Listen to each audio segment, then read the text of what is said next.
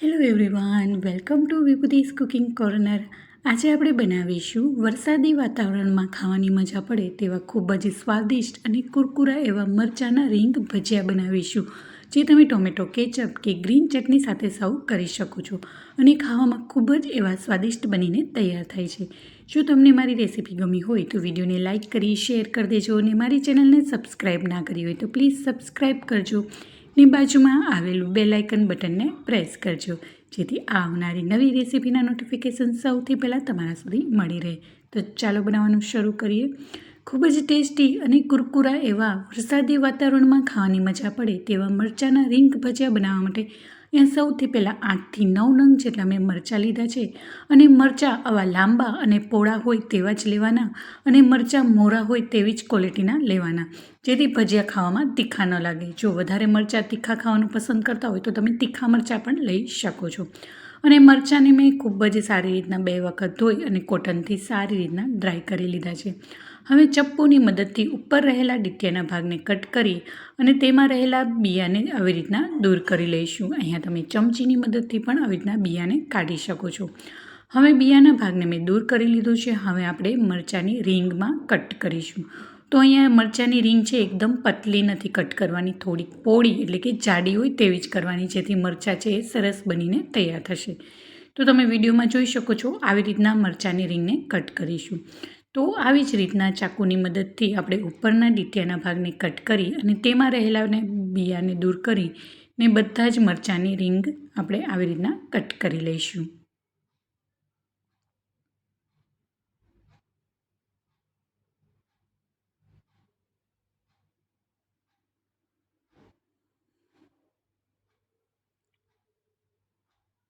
તો આવી જ રીતના બધા જ મરચાંની રીંગને હું કટ કરી લઈશ. તો તમે જોઈ શકો છો બધા જ મરચાંની રીંગને મેં કટ કરી લીધી છે. અને આ મરચાંના ભજીયા છે એ 2 વ્યક્તિ માટે સર્વ થાય એટલી ક્વોન્ટિટીમાં હું બનાવી રહી છું. હવે તેમાં અડધી ચમચી મીઠું કે પછી સ્વાદ પ્રમાણે મીઠું ઉમેરીશું. ત્યારબાદ 1/4 ચમચી જેટલી એટલે કે માત્ર 1થી 2 ચપટી જેટલી હિંગ ઉમેરીશું. અને ત્યારબાદ તેમાં 1/4 ચમચી જેટલું હળદર પાવડર ઉમેરીશું. હળદર પાવડર ઉમેરવું એ ટોટલી ઓપ્શનલ છે, પણ તેનાથી સરસ એવો પીળો કલર આવશે. ત્યારબાદ તેમાં 1 નાની ચમચી જેટલું ધાણા જીરું પાવડર ઉમેરીશું. અને ખટાશ માટે અહીંયા મેં લીંબુનો રસ ઉમેર્યો છે. તેનાથી જ આ ભજીયા છે એકદમ સરસ ટેંગી અને કુરકુરા બનીને તૈયાર થાય છે. અને આ થોડાક એવા ખટાશવાળા આ મરચાંના ભજીયા હોવાથી ખાવામાં ખૂબ જ એવા સ્વાદિષ્ટ બનીને તૈયાર થાય છે. અને વરસાદ પડતો હોય અને આવા ગરમા ગરમ મરચાંની રીંગના ભજીયા મળી જાય તો બીજું કાંઈ ના જોઈએ, એટલા ટેસ્ટી અને કુરકુરા બનીને તૈયાર થાય છે. તો અહીંયા મારે લીંબુ નાનું હોવાથી મેં 1 નંગ જેટલો લીંબુનો રસ લીધો છે. તમે અડધો નંગ પણ લઈ શકો, અથવા તો મરચાંની જેટલી ક્વોન્ટિટી હોય એ પ્રમાણે તમે લીંબુનો રસ ઉમેરી શકો છો. તો અહીંયા મરચાં મારે થોડા હોવાથી એટલે કે 8થી 9 નંગ જેટલા જ મેં મરચાં છે, એટલે 1 નાનું લીંબુ છે નો રસ છે એટલો ઇનફ છે. હવે આપણે લીંબુનો રસ ઉમેર્યા બાદ એને હાથ વડે ખૂબ જ સારી રીતના આવી રીતના પ્રેસ કરતા જઈશું અને મિક્સ કરીશું, જેથી મીઠું અને લીંબુ છે એ મરચાં સાથે સારી રીતના પડી જશે. અહીંયા તમારે લાલ અને લીલા મરચાંના પટ્ટી ભજીયાની રેસીપી જોતી હોય તો પણ મારી ચેનલમાં પહેલેથી જ અવેલેબલ છે, તો ત્યાં જઈને તમે વિઝિટ કરી શકો છો. હવે આપણે સારી રીતના હાથ વડે મિક્સ કરી દીધું છે. હવે એને 5 મિનિટ માટે કે 7 મિનિટ માટે આમને આમ જ રહેવા દઈશું, જેથી બધું જ મીઠાનું પાણી છૂટું થઈ જાય. હવે થોડી વાર બાદ તમે જોઈ શકો છો મસ્ત એવું મીઠાનું પાણી છૂટું થઈ ગયું છે. અને તેનાથી જ લીંબુનો રસ અને મીઠાનું પાણી છૂટી તેનાથી જ આપણે લોટને આવી રીતના સારી રીતના બાઇન્ડિંગ આવી જશે. હવે અહીંયા મેં 3 ચમચી જેટલો ચણાનો લોટ ઉમેર્યો છે. અહીંયા તમે 2 ચમચી ચણાનો લોટ અને 1 ચમચી ચોખાનો લોટ પણ ઉમેરી શકો છો, પણ હું માત્ર ચણાનો લોટ જ ઉમેરી રહી છું. 3 ચમચી ચણાનો લોટ ઉમેર્યા બાદ હાથ વડે મરચાંમાં લોટને સારી રીતના કોટિંગ કરીશું. અહીંયા જો પાણીની જરૂર લાગે તો જ પાણી ઉમેરીશું. અહીંયા મેં માત્ર 1 ચમચી જેટલું જ પાણીની મને જરૂર લાગી એટલે મેં 1 ચમચી જેટલું જ પાણી ઉમેર્યું છે. જો વધારે પાણી ઉમેરાઈ જશે તો આપણે મરચાંના રીંગ ભજીયા છે એ ક્રિસ્પી નહીં થાય. તો માટે ખાસ એ વાતનું ધ્યાન રાખવાનું છે. જે આપણે મીઠાનું પાણી છૂટે અને લીંબુના રસથી જ સારી રીતના લોટ છે એ બાઇન્ડિંગ આવી જશે. જો જરૂર લાગે તો તમે 1 ચમચી કે પછી જેટલી ક્વોન્ટિટી હોય એ પ્રમાણે તમે થોડું ઉમેરી શકો છો. હવે તમે જોઈ શકો છો મરચાંની રીંગમાં લોટ છે સારી રીતના કોટિંગ થઈ ગયો છે. હવે તેને કડાઈમાં છૂટા છૂટા તળી લઈશું. તો પહેલેથી જ મેં કડાઈમાં તેલ ગરમ થવા માટે મૂકી દીધું હતું. હવે તેને તળી લઈશું. તો આવી રીતના કડાઈમાં જેટલા સમાય એટલા છૂટા છૂટા હાથ વડે આવી રીતના ઉમેરતા જશું અને એકદમ કુરકુરા અને ગોલ્ડન બ્રાઉન કલર આવે ત્યાં સુધી એને તળી લઈશું. અને આ રીંગ ભજીયા ખાવામાં એકદમ ક્રિસ્પી અને સરસ બનીને તૈયાર થાય છે. તમે તેની ગ્રીન ચટણી સાથે, ટોમેટો કેચઅપ સાથે કે પછી ચા સાથે પણ ખાઈ શકો છો. એટલા સ્વાદિષ્ટ અને કુરકુરા બનીને તૈયાર થાય છે.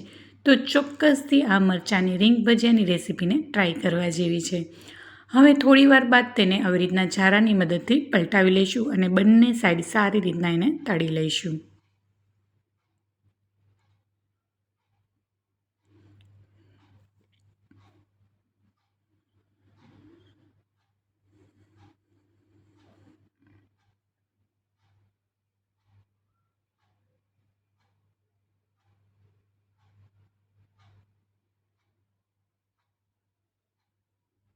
ને આવી રીતના થોડી વારે ફેરવતા જશું એટલે બંને સાઈડ મસ્ત એવા કુરકુરા તળાઈ જશે.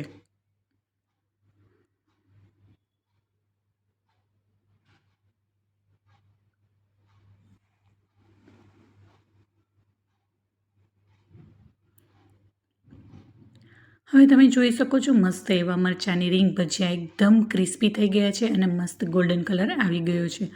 હવે તેમાં રહેલું બધું જ તેલને સારી રીતના નિતાળી લઈશું અને એક પ્લેટમાં કાઢી લઈશું. તો તમે જોઈ શકો છો મસ્ત એવા રીંગ ભજીયા તળાઈ ગયા છે. સેમ આવી જ રીતના બધી જ રીંગને આવી રીતના હું તેલમાં મીડિયમ ટુ હાઈ ફ્લેમ પર કુરકુરા થાય ત્યાં સુધી તળી લઈશ.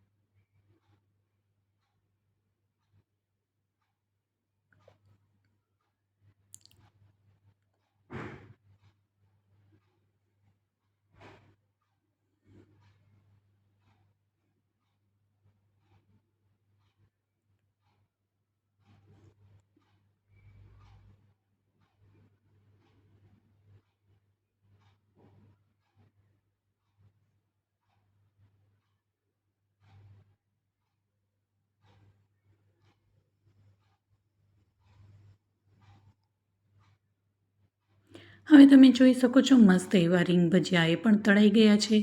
તો હવે તેને પણ એક પ્લેટમાં કાઢી લઈશું. તો આવી જ રીતના બધા જ રીંગ ભજીયા છે એ તળાઈ ગયા છે. તો તમે જોઈ શકો છો એકદમ ક્રિસ્પી અને કુરકુરા બનીને રેડી થઈ ગયા છે.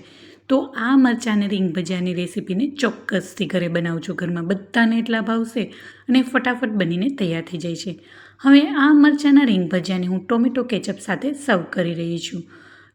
તો તમે ગ્રીન ચટણી સાથે, ડુંગળી સાથે અથવા તો ચા સાથે પણ તેને સર્વ કરી શકો છો. તો મસ્ત એવા જોતાં જ ખાવાનું મન થઈ જાય અને એકદમ કુરકુરા એવા મરચાંની રીંગ ભજીયા બનીને તૈયાર થઈ ગયા છે. હવે ઉપરથી થોડોક એવો ચાટ મસાલો સ્પ્રિંકલ કરીશું અને થોડુંક એવું 1 ચપટી જેટલું લાલ મરચું પાવડર સ્પ્રિંકલ કરીશું. તો મસ્ત મજાના વરસાદી વાતાવરણમાં ખાવાની મજા પડે તેવા કુરકુરા મરચાંની રીંગ ભજીયા બનીને તૈયાર છે. તો કેવી લાગી મારી આજની આ રેસીપી મને કોમેન્ટ્સ બોક્સમાં જરૂરથી જણાવજો. જો તમને મારી રેસીપી જરા પણ ગમી હોય તો વિડીયોને લાઇક કરી શેર કરી દેજો. ને મારી ચેનલમાં નવા આવ્યા હોય ને હજી સુધી મારી ચેનલને સબસ્ક્રાઈબ ના કરી હોય તો પ્લીઝ સબસ્ક્રાઈબ કરજો. ને આવી જ નવી રેસીપી માટે બાજુમાં આવેલું બેલ આઇકન બટનને પ્રેસ કરજો, જેથી આવનારી નવી રેસીપીના નોટિફિકેશન સૌથી પહેલાં તમારા સુધી મળી રહે. ફરી મળીશું એક નવી જ રેસીપી સાથે અને એક નવા જ સ્વાદ સાથે. ત્યાં સુધી આવજો and thank you for watching.